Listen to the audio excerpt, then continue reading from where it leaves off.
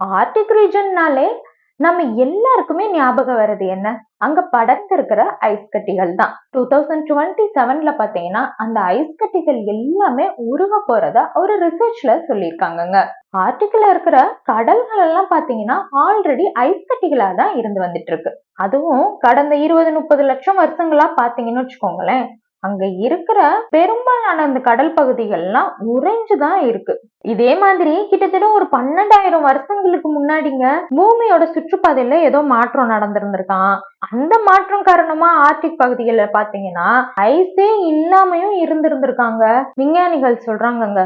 அதே நிலைமைதான் திரும்பவும் வரப்போகுதான். ஆனா இப்ப நடக்க போறது இயற்கையா நடக்க போறது கிடையாதுங்க.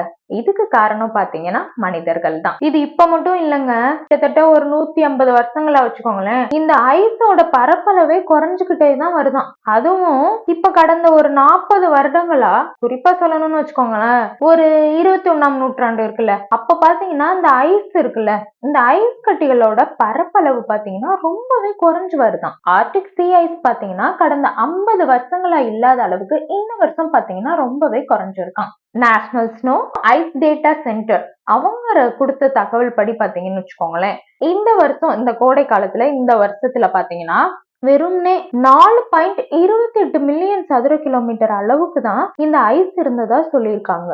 காலநிலை ஆய்வாளர்கள்லாம் இருக்காங்கல்ல, அவங்க எல்லாம் இருக்கிற ஒரு ரிசர்ச் குரூப்ல பாத்தீங்கன்னா அவங்க ஒரு அட்வான்ஸ்டு கம்ப்யூட்டர் மாடலை வச்சு ஒரு ரிசர்ச் பண்ணி பார்த்திருக்காங்க. அதுல என்ன தெரிய வந்திருக்குன்னா, இந்த ஆர்டிக் ரீஜன்ல ஐஸ் கவரேஜ் எல்லாம் ரொம்ப குறைஞ்சு வரதா அவங்க கண்டுபிடிச்சிருக்காங்க. ஆர்டிக் சி ஐஸ் எல்லாம் பாத்தீங்கன்னா இந்த பசுமை குடில் வாயு இருக்கு இல்லையா, அது அதிகமாகி வர்றதுனால ஒரு டிக்கேடுக்கே 12% குறைஞ்சு வருதாங்க. வானிலை நிகழ்வுகள் இந்த நிலைமைய இன்னும் மோசமாக்க போகுதுங்க.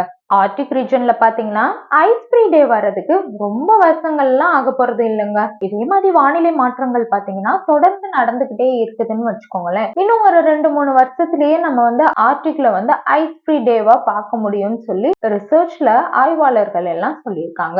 இதனால பாத்தீங்கன்னா இந்த கோஸ்டல் ஏரியா, நதிகள், அதுக்கப்புறம் பாத்தீங்கன்னா நகரங்கள் எல்லாமே ரொம்ப பாதிக்கப்படும். ஆர்டிக் ரீஜன் பாதிக்கப்படுறது மட்டும் இல்லாம இது உலக அளவுல நிறைய சேஞ்சஸ கொண்டு வர போகுதுங்க. மனிதர்கள்னாலையும் கிளைமேட் சேஞ்சஸ்னாலையும் இந்த மாதிரி பாதிப்புகள் ஆர்டிக் ரீஜன்ல வரனால அங்க இருக்கிற என்விரான்மெண்ட், அனிமல்ஸ், பிளான்ட்ஸ், அதுக்கப்புறம் பாத்தீங்கன்னா இந்த வெதர் பேட்டர்னே உலக அளவுல மாறப்போகுது. இந்த மாதிரி மாற்றம் நடக்கிறனால என்னெல்லாம் அஃபெக்ட் ஆக போகுது அப்படின்னா, சுற்றுச்சூழல்லையும் சரி பருவநிலையிலையும் சரி பல மாற்றம் வரும்னு சொல்லி விஞ்ஞானிகள் எச்சரிக்கையா சொல்லியிருக்காங்க.